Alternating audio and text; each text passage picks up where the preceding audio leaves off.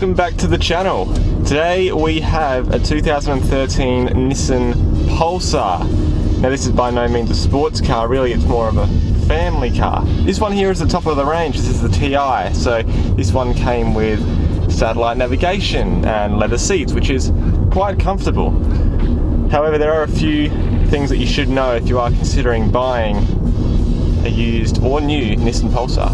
I'm actually going to start with the cons today, and the first con about this car that I realised is just how unresponsive the steering is until a certain point. There's a lot of play in the steering before the car will actually go anywhere. You sort of turn, and then when you hit a certain point, all the turning of the car hits at once. Now that could be because I am used to driving slightly older cars. This car is obviously more smooth. The steering is quite light, really, but it doesn't really go where you'd expect it to go. You've really got to work that steering wheel. Now if you're a taller person, and I'm about 6 foot, and I consider that about average, you are going to realise that every time you get into the car, you're going to hit your head on this pillar here. The seat in this car is positioned very far forward, so getting in is a bit of a squeeze. And if you're going in a bit of a hurry, unfortunately 2 or 3 times you are going to hit your head there, and that is a very hard pillar. So if you're going to go to work in the morning and take your Pulsar, and guarantee that this will start you off with a headache every day. One thing that I'm not a big fan of in this car is the CVT transmission. Now, the CVTs have come a long way since Nissan first introduced them almost 20 years back. Now, CVT stands for Constantly Variable Transmission. What that means is that it hasn't got 4 or 5 or 6 or even 7 gears like most other cars do. It has that one gear which constantly varies depending on how much gas you're giving the car. So you find that if you have to go up a big hill or you're wanting to get some speed down very quickly, the car will rev very high, and it'll keep revving very high until you take the foot off, because there's not another gear to change into. Rather, it is the gear. There's only one. Now, that can result in a very loud drive. If you're on the highway or you live in a very hilly area, that can result in a very loud, very over-revving drive. CVT transmissions also require a lot of maintenance as they start to get older. You'll need to replace the CVT transmission fluid every 10,000, 20,000 Ks, whatever your car specifies. And that can be expensive. However, the CVT does provide a relatively smooth ride on flat surfaces, so for city driving, it actually can be quite comfortable. There's no changing of gears, it's just constantly variable. Something I really love about the Pulsar is the sat-nav. Now these came stock and standard in the top of the range Pulsars. For most factory sat-nav systems, I'm not a big fan. But this sat-nav system here is actually really easy to use, really accurate, and takes the quickest, most practicable route to the location that you enter in. This top-of-the-range model also came standard with Bluetooth, which is actually very easy and quite a pleasure to use as well, which is not something you really hear about stock Bluetooth and sat-nav systems. So that's a huge pro there.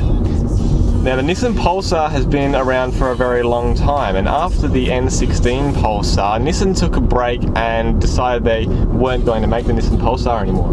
But recently they've brought this one back, and it is the best looking Pulsar that Nissan has ever made. It's actually quite good to look at, and compared to other small cars, or small family cars that would compete with this kind of make and model, such as the Holden Cruze, the Ford Focus, this is not an eyesore. It actually looks quite nice. Now under the hood here is a 1.8 litre 4-cylinder engine, nothing special, front wheel drive. It's not slow, it's definitely not quick, but it'll definitely be alright cruising along the highway. But it's by no means a gutsy car, and the CVT does not help with that. But because of the small engine and the fact that it's not designed for any sort of performance, the fuel efficiency is fantastic. This is a very fuel efficient car, which is really good for a family car, considering that you can comfortably get 2 adults in the front and 2 to 3 teenager children in the back quite comfortably. You also have all of that usable boot space in the back as well.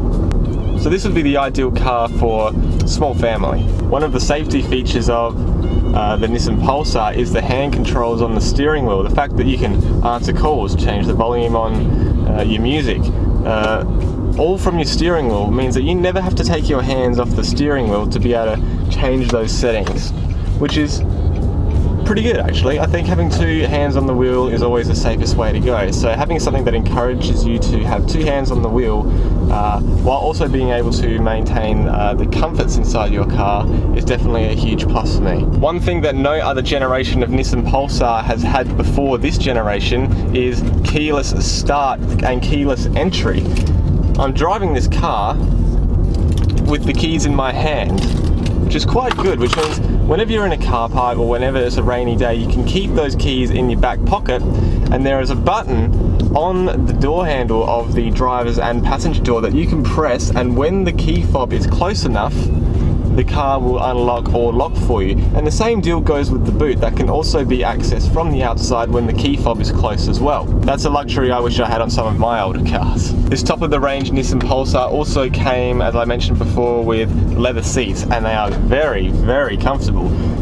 They do add a lot of weight to the car, but again, because it's not a performance machine, it's really not going to matter that much. They are very comfortable. Even though this is a top of the range model, you still have to adjust them manually. There is no electronic adjustment on this top of the range model Pulsar, which I would have thought that Nissan would have gone the extra mile to put in electric seats. But the fact that they're leather is enough for me. Now look, I live in Australia, so it gets very, very, very hot in summer, and leather does heat up quite a lot. So it depends on where you're living. If you're living somewhere that gets quite hot, these are going to be very uncomfortable to sit in when you're in the middle of summer. But at the moment, I'm quite comfortable, I must say. One thing that is absolutely brilliant about this car is the incredible turning circle. It just does not want to stop turning.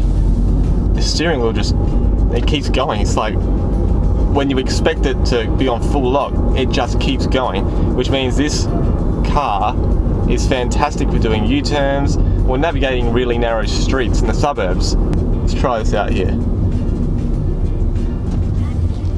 It just keeps turning. That's incredible. I reckon that might be better than the Nissan Cube. The steering, however, is actually quite light. You don't have to, you could steer this with one finger. It's incredible.